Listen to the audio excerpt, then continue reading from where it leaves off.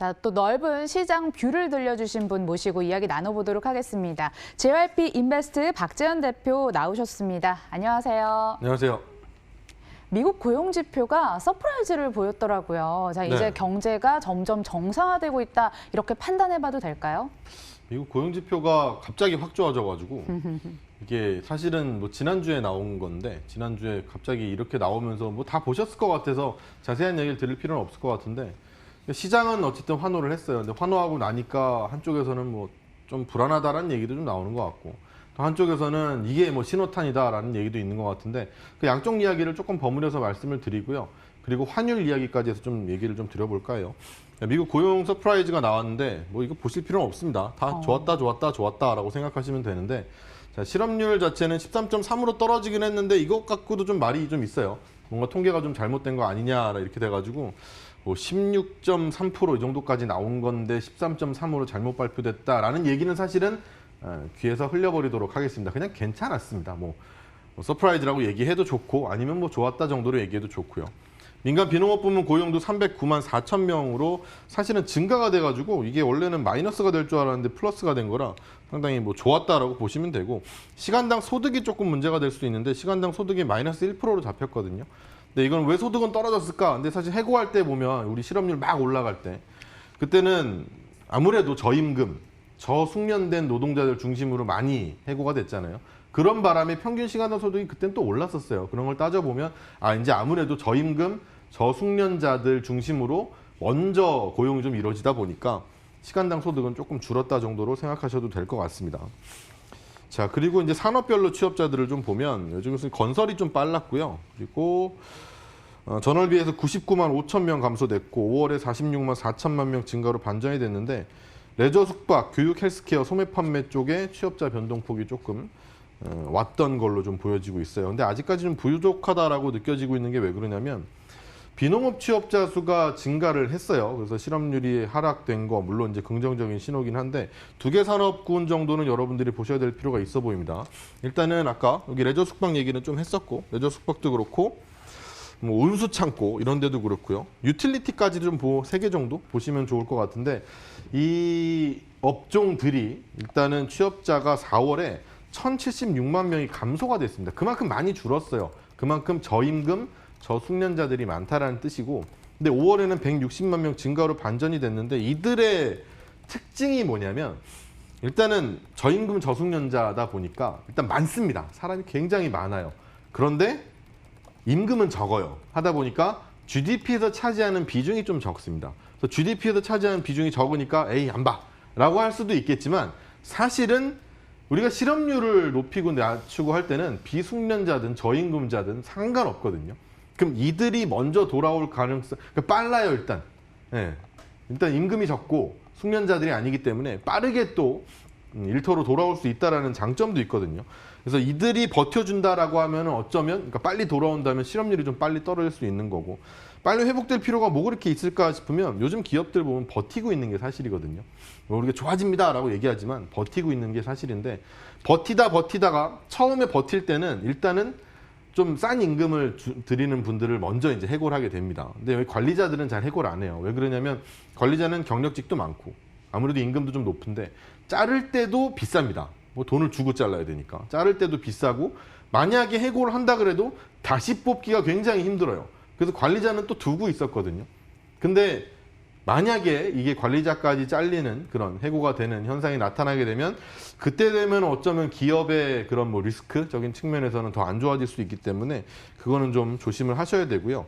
그리고 임시직의 영구 해고자가 증가됐다는 소식이 있어가지고 말씀을 좀 드릴 건데 5월에 비농업 취업자 증가분과 유사한 게 뭐냐면 비농업 취업자가 증가한 부분과 유사한 게 누구냐면 5월에 일시직 임시 해고가 줄어든 것과 비슷합니다. 일시적으로 해고된 임시직 분들이 줄어든 양이 비농업 취업자랑 양이 좀 비슷해요. 즉 뭐냐면 그들이 돌아왔다라는 거예요. 임시적으로 일시 해고가 됐던 사람들이 돌아왔다라는 건데 근데 임시직의 영구 해고는 또 늘어났습니다. 임시직들의 템포러리 잡에 완전히 해고가 되는 완전 해고는 늘어났다라는 건데 영구 해고가 5월에 229만 5천 명으로 전월 대비 29만 5천 명이 증가됐는데 경제 활동이 정상화되고 있는 건 맞아요. 하지만 실적이 좋지 않을 거라는 걸 기업들이 다 알고 있기 때문에 아무래도 임시직으로 다시 한번 뭐 일시적인 건 좋지만 영구적으로 갖고 있는 건 힘들다라는 판단에서 좀 해고를 한 거거든요.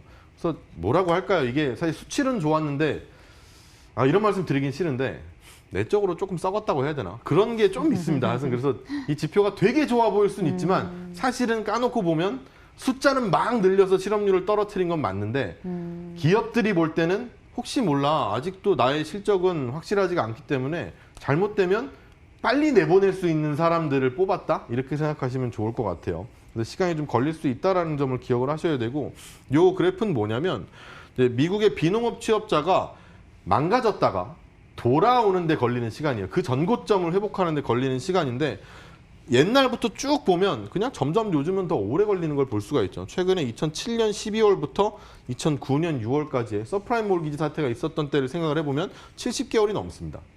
6년이죠, 그죠? 70개월이 넘는 6년이 지나서야 예전의 고점을 회복했다는 그만큼 회복되는 속도가 굉장히 느려졌다는 거고요. 이번도 사실은 그렇게 빠를 것 같지가 않아서 너무 우리가 막 V자로 경기가 반등하는 것 같아. 증시가 그랬으니까 라는 생각을 하시는 거는 조금 접으시고 천천히 회복하는 건 어떨까라는 생각도 한번 해보시면 좋을 것 같습니다. 네, 환율에 대한 이야기도 해봐야 될 것 같습니다. 코로나19로 치솟았던 원달러 환율이 약 석 달 만에 1,200원대로 내려왔습니다. 오늘 마감도 1,204원 80전에 마감이 됐는데요.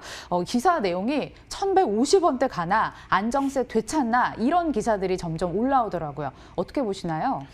기사로 보면은 사실 기사는 추세가 가면 그냥 그런가? 이렇게 하는 게 원래 이제 정상이니까. 그렇게 하는데, 1,200원 가기 전에도 1,200, 지금 그래프 나오네요. 1,200 한 2, 30원 할 때, 한 30원 정도만 할 때라도 1,240원을 또 가는 거 아니야? 하면서 막 그랬었는데, 우리가 지지난주에 여기를 나왔다가 얘기를 했었는데, 환율만 보세요라고 말씀을 드렸었어요. 근데 최근에 비달러 통화들의 반격이 있다라고 해가지고 좀 보여드리려고 합니다. 자, 볼게요. 요게 이제 노란색 선을 보시면 잘 보이시죠? 여기 보시면 올라오고 있죠? 그 정도 느낌만 보십시오. 이게 뭐냐면 호주 달러입니다. 호주 달러의 가치가 올라오고 있다는데 호주 달러는 위험 자산 중에서 그래도 신흥국질 자산 중에서는 좀 그래도 사이즈가 있는 걸로 좀 평가를 받습니다. 자, 파란 선은 유로입니다. 유로화는 달러 가치를 산정하는데 상당히 중요해요. 달러 인덱스를 가지고 우리가 이제 달러 가치가 얼마다 이렇게 하는데 달러 가치, 달러 인덱스를 평가하는 데 있어서 60%의 상대 통화가 유로화로 차지를 합니다. 그러다 보니까 유로화가 올라가면 달러는 자연히 떨어지게 되어 있거든요. 사실 이때까지 달러가 계속 강세를 보일 수 있었던 것도 유럽이 망했기 때문이고 유럽이 망하다 보니까 유럽에 투자하고 싶은 사람이 어디 있어요, 그죠?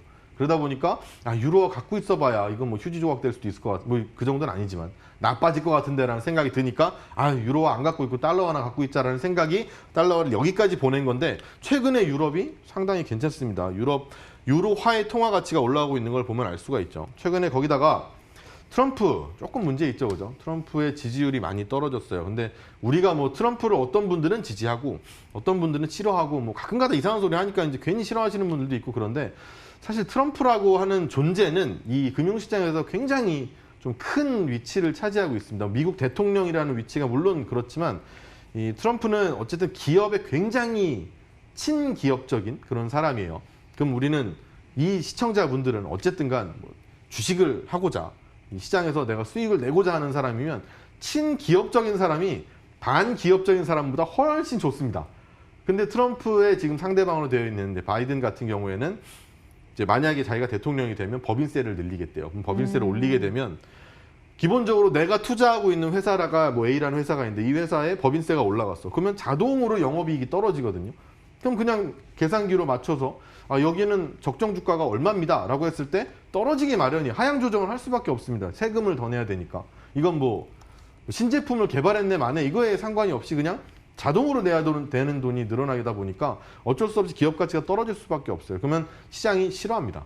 근데 지금 트럼프의 지지율이 떨어지고 있다는 건 바이든이라고 하는 약간은 반기업적인 성향의 사람이 될 가능성이 높다라는 거죠. 그럼 시장이 싫어해요. 그래서 최근에 달러 가치가 그래서 하락하는 면도 있어요. 어차피 트럼프가 안 되면 미국에 투자해봐야 거기 세금 올라갈 텐데 거기다 뭐하러 투자해? 이런 생각이 들 거 아니에요. 그래서 좀 그런 면이 있고요. 그리고 미국 내에서 좀 시위도 좀 확산되는 중이죠. 이 시위도 달러를 좀 약세로 만드는 경향이 있고, 근데 그 반해서 유럽 연합이나 유럽 중앙은행 ECB에서는 부양책을 발표를 하고 있습니다. 부양책을 발표를 하면 사람들은 유럽이 자꾸 이렇게 좀 뜨겁게 되려고 하니까 나도 유럽을 한번 투자해 볼까라는 생각을 하다 보면 유로화가 필요하죠. 그래서 유로화가 좀 강세를 보이고 있는 거예요. 그래서 우리 원화도 같이 강세를 보이고 있고, 뭐 그래프는 없지만 비슷하게 아실 수가 있을 거고, 원유 같은 경우에도 바닥을 이상한 충격을 한번 받고 나서는 다시 마이너스 40불까지 다 올라왔습니다. 이 정도까지 올라온 걸 봤을 때 거의 뭐 밴드의 상단이라고 보시는 분들도 있는데, 뭐 저도 좀 그렇게 봅니다만, 어쨌든 간 위험 자산에 대한 베팅은 분명히 일어나고 있다는 점에서 달러 가치가 약해질 수 있다는 거고, 빗달러 통화가 반격이 일어날 수 있다는 점을 보시면 될 것 같은데, 마지막으로 제가 좀 짧게 드릴 수 있는 말이라고 한다면 시총 상위주를 좀 주목해서 보셨으면 좋겠어요. 뭐 그래프가 잘 보이시나요? 삼성전자고요. 최근에 많이 올랐고, 네이버야 뭐 사실 뭐 언택트 때문에 영향이 있으니까 언급은 하지 않겠습니다. 삼성 바이오로직스, 뭐 바이오를 좋아하시는 분들이라면 해서 자꾸 막 이런 지엽적인 바이오보단 왜 제가 삼성 바이오로직스를 차라리 해라, 차라리 셀트리온을 해라고 말씀을 드리는 이유도 말씀을 드릴 건데요. 또 현대차도 그렇고 자동차, 이거 뭐 버린 사업 아니야 라고 생각하시는 분들도 많지만 상당히 유력한 사업이라는 걸 말씀을 드리고 싶고, 게다가 최근 수급상으로도 더 필요한 게, 제가 이 방송에 나와서도 한번 말씀드렸어요. 동학개미운동을 저는 지지한다고 여러분들 화이팅 막 이랬었는데, 그러고 나서 삼성전자 어쨌든 잘 올라왔죠. 근데 이게 외국인들이 팔 때 팔아서 문제가 됐던 거잖아요. 근데 그때 이유를 한번 생각해 보시면 반도체 업황이 나쁘고 뭐 이래가지고 판 게 아니에요. 그때도 돈이 필요해서 판 거고, 돈이 필요한데 여러분들이 만약 외국인이라 생각해봐요. 외국인인데 내가 지금 자금이 필요해요. 돈이 없어요. 유동성이 말라가지고. 그럼 뭘 팔아야 돼요? 웬만하면 수익이 나 있는 애 팔고 싶지 않아요? 수익이 좀 나 있고, 그리고 등치가 커요. 그래서 내가 돈이 많아서 왕창 팔아야 되는데, 어차피 내가 너무 이 호가를 흔들리지 않는 선에서 잘 팔 수 있는 것들, 거래량이 많은 것들, 이런 것들을 팔기 마련입니다. 덩치 크지, 수익 나 있었지, 그 예전에 팔 때를 얘기하는 거예요. 외국인들이 팔 때. 그럼 충분히 팔 수 있었던 시기였고, 반도체 업황은 중요하지 않았었거든요. 근데 지금 앞으로 여러분들이 만약에 환율 얘기를 듣고 제 환율 얘기를 계속 듣고 오셔가지고 자꾸 혹한다 싶으신다면 외국인을 기다리는 분들이라고 저는 생각하거든요. 근데 외국인을 기다릴 때는 어차피 요즘 펀드는 다 패시브예요. 액티브 없습니다. 그럼 패시브는 자금 집행되면 사는 거고, 삼성전자 팔 수가 없어요. 무조건 사야 됩니다. 자, 그렇다면 반도체 업황을 봐야 되냐고? 안 봐도 되죠. 반도체 업황이 좋으면 어떡할 건데? 그럼 더 살 겁니다.